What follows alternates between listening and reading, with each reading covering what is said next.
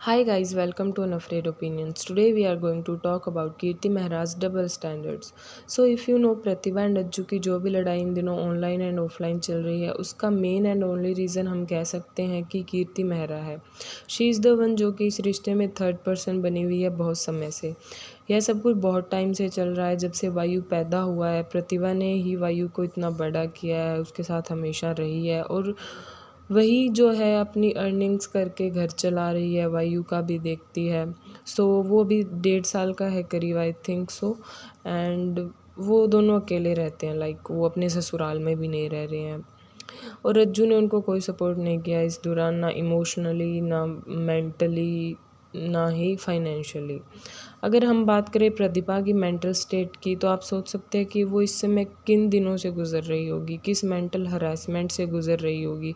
क्योंकि अज्जू ने थोड़े टाइम पहले ही एक वीडियो शेयर किया था जिसमें कि प्रतिभा के हाथ में होता है वायु और वो दोनों कुछ आर्ग्यूमेंट में होते हैं और प्रतिभा फ़ोन को स्मैक करती है, ऐसे थप्पड़ टाइप मारती है फ़ोन को। एंड उसके बाद अज्जू वीडियोस डाल के ये बोल रहा है कि वो पागल है, वो साइको है। तो आप सोच सकते हो कि ये प्योर नार्सिसिस्टिक ट्रेट्स हैं कि आप पहले ऐसे एक्शन करो कि बंदा मेंटली अनस्टेबल हो जाए और फिर वो कुछ भी करे, कुछ भी बोले, तो आप दुनिया को बोलो कि ये देखो ये तो साइको है। लेट्स टॉक अबाउट कीर्ति मेहरा, जो कि इन चीज़ों में इतनी घुस चुकी है कि उसे पता ही नहीं चल रहा कि यह सब हो क्या रहा है।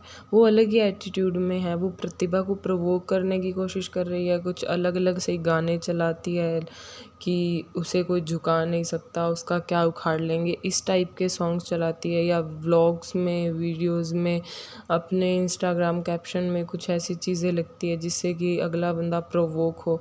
पर ये बहुत ही इनसेंसिटिव लगता है मुझे, क्योंकि यह कोई नॉर्मल लड़ाई नहीं है दोनों की कि ऐसे ही आप एक दूसरे को प्रोवोक करते रहो। वो अपने बच्चे के साथ अकेले रह रही है और आप ये सब करके बहुत गलत कर रहे हो, क्योंकि कुछ समय पहले आप ही थे जो विक्टिम बने हुए थे, नेशनल विक्टिम बने हुए थे इन्हीं सब चीज़ों की वजह से कि आपको छोड़ दिया गया, आपको एक्सेप्ट नहीं किया गया, आप किसी के एक्स थे, एलविश यादव लेट्स से।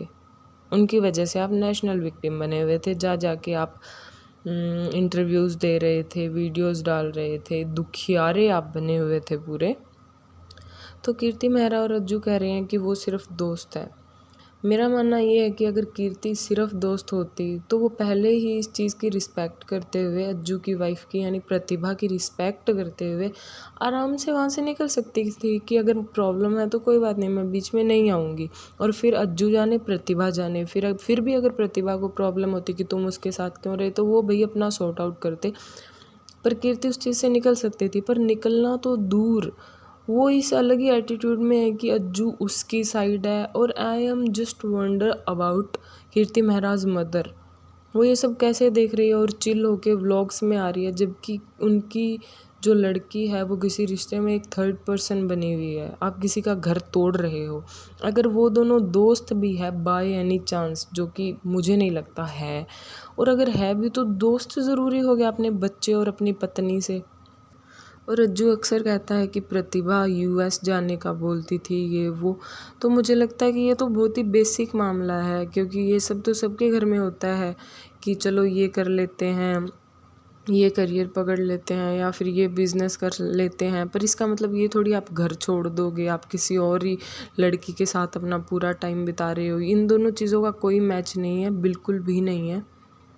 कीर्ति मेहरा का इन सब में बहुत ही अजीब एटीट्यूड देखने को मिल रहा है। उसे लगता है कि उसे सब हेट करते हैं, जबकि वो भूल चुकी है कि पूरे नेशन की वो एक तरह से विक्टिम बनी हुई थी। थोड़े समय पहले सब उसको सपोर्ट कर रहे थे, कीर्ति दीदू बन करके जो उसके ये फ़ैन अकाउंट्स बनाए हुए हैं, वो उसी वजह से बने थे क्योंकि वो नेशनल विक्टिम बनी हुई थी। और अभी उसको पूरे बुरे कमेंट्स आ रहे हैं, कमेंट सेक्शन में गंदे गंदे कमेंट्स आ रहे हैं कि तुम बेशर्म हो, ये वो जो भी, लाइक गंदी गालियाँ भी आई हुई हैं। ओके, उसे लगता है कि उसे सब टारगेट कर रहे हैं, उसके हेटर्स हैं, वो पता नहीं क्या है। पर ये सिर्फ पब्लिक रिव्यू है, किसी को गालियाँ निकालना गलत है। पर यहाँ पर बहुत सारी फ्रस्ट्रेटेड औरतें ऐसी भी बैठी हैं जिनके साथ ये सब हुआ है और वो ये सब सुन रही है, तो उन्हें बहुत बुरा लग रहा है कि जो विक्टिम है उसी को दोषी बताया जा रहा है। If we talk about Ajju की फैमिली, तो पहले वो सब प्रतिभा की तरफ ही थे। उन्होंने कीर्ति को फ़ोन भी किया था कि तुम इन सब से हट जाओ वगैरह वगैरह, पर क्योंकि हम समझ सकते हैं कि कोई भी लड़ाई लंबी चलती है तो घर वाले अक्सर लड़के की साइड में एट द एंड हो ही जाते हैं। बल्कि ये तो फिर भी ठीक था कि एटलीस्ट उन्होंने पहले तो प्रतिभा की साइड ली थी।